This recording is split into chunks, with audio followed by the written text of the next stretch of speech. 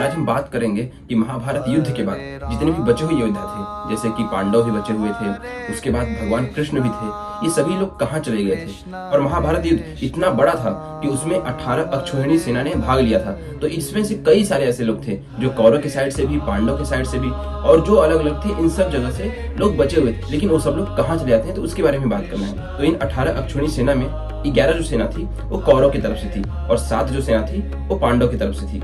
और युद्ध समाप्त होते होते लगभग सभी सेनाओं या फिर सभी योद्धाओं का अंत हो चुका था, क्योंकि युद्ध इतना भीषण था कि सब कुछ तबाह हो गया था, हर चीज का अंत हो चुका था। लेकिन फिर भी कई ऐसे योद्धा थे जो जिंदा बच गए थे। तो ऐसे में वो योद्धा कौन थे उसके बारे में जानेंगे। तो सबसे पहले थे कृपाचार्य। युद्ध के बाद वो बचे थे क्योंकि उन्हें चिरंजीवी होने का वरदान मिला था। उनकी मृत्यु की भी कथा कहीं सुनी नहीं गई है, इसलिए ऐसा माना जाता है कि वो आज भी यहीं कहीं जीवित है। और दूसरे योद्धा थे कृतवर्मा। ये जो थे यादव वंश के थे और ये दुर्योधन की तरफ से लड़ रहे थे और ये काफी बलवान थे। उन्होंने भीमसेन, युधिष्ठिर, धृष्टद्युम्न जैसे कई शक्तिशाली लोग को पराजित किया था। तो जो कृतवर्मा थे ये महाभारत युद्ध के बाद तो बच गए थे, लेकिन उसके बाद मौसल युद्ध में सात्यकी ने कृतवर्मा का सर धड़ से अलग कर दिया था और उनका वध कर दिया था। और फिर तीसरे हैं अश्वत्थामा। इनके जिंदा होने की चर्चा आज भी है। इनके माथे पे एक मणि थी जो कि इनको भूख, प्यास और किसी बीमारी और अस्त्र के बिना सुरक्षित रखती थी। युद्ध के दौरान उत्तरा के गर्भ में पल रहे बच्चे पर ब्रह्मास्त्र चलाने का कुप्रयास के कारण भगवान कृष्ण ने उनके मस्तक से मणि निकाल ली और उनको आजीवन जीवित रहने का और पृथ्वी पर भटकने का और ना मरने का और साथ ही ना भरने वाले घाव के साथ जीवित रहने का श्राप दे दिया। और फिर थे वृषकेतु। ये कर्ण के एक पुत्र का नाम था जो महाभारत युद्ध के बाद बचा था। और युद्ध के दौरान कर्ण की मृत्यु के बाद पांडव ने वृषकेतु को अपना पुत्र मानकर उन्हें इंद्रप्रस्थ का राज्य सौंप दिया। वृकचित्ती ये शकुनी का पुत्र था और 17 दिन तक तो बचे थे, लेकिन 18वें दिन सहदेव के हाथों से उनका भी वध हो गया। और पांडव पक्ष के बचे योद्धा थे युयुत्सु, सात्यकी, श्री कृष्ण, पांडव, कृष्ण पुत्र प्रद्युम्न, भीम पुत्र शग्रीव। और महाभारत के बाद भगवान श्री कृष्ण कहाँ चले गए। महाभारत युद्ध के बाद पांडव की जीत हुई, युधिष्ठिर को राजा घोषित किया गया।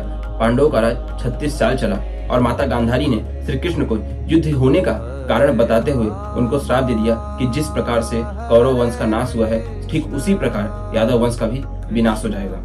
और फिर कुछ समय बाद ही द्वारका में अराजकता फैलने लगी। लोग आपस में लड़ने लगे, सब लोग एक दूसरे को मार रहे हैं, पीट रहे हैं, एक दूसरे के लिए द्वेष रख रहे हैं, अहंकार रख रहे हैं। और यादव कुल एक दूसरे को मारने पीटने नरसंहार पे उतर आया था। लेकिन इन सब बीच में सिर्फ भगवान कृष्ण, बलराम और उनके बच्चे ही सिर्फ बचे थे।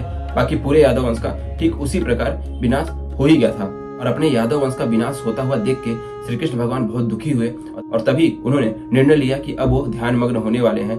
और वो तभी ध्यान लगाने के लिए वन में जाते हैं, जहाँ पे जरा नाम का एक शिकारी वन में हिरण के शिकार के लिए तीर चलाता है, जो कि जाकर भगवान कृष्ण के पैरों में लग जाता है। और जैसे ही भगवान कृष्ण को तीर लगा तभी उन्होंने शिकारी के सामने ही उन्होंने विष्णु रूप धारण किया और उन्होंने नश्वर शरीर को त्यागने का फैसला लिया। तभी एक ऋषि ने पांडवों को सलाह दी कि भगवान कृष्ण का उद्देश्य पूरा हो गया है, इसलिए अब आप लोगों को भी हिमालय की ओर प्रस्थान करना चाहिए।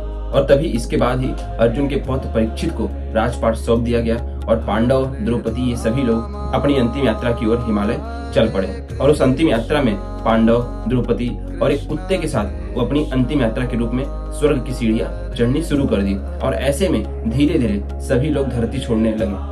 शुरुआत तो द्रौपदी से हुई थी और अंत में भीम का भी निधन हुआ। और माना जाता है कि अंत में सिर्फ युधिष्ठिर ही कुत्ते के साथ स्वर्ग की सीढ़ियां और उसके दरवाजे पे पहुंचे थे। और जैसे ही युधिष्ठिर स्वर्ग के दरवाजे पे पहुंचते हैं, इंद्र उनका स्वागत और सत्कार करते हैं। और युधिष्ठिर के साथ वो जो कुत्ता था वो स्वर्ग के दरवाजे पे पहुंचते ही गायब हो जाता है, क्योंकि वो स्वयं यमराज का ही रूप थे। तो यही वो कहानी थी जो महाभारत के कई ऐसे बचे हुए योद्धा कहाँ कहाँ चले गए उसके बारे में। अगर आपको इसमें और भी कुछ जानकारी चाहिए, कोई और टॉपिक पे आपको वीडियो चाहिए, तो आप कमेंट करके जरूर बता सकते हैं।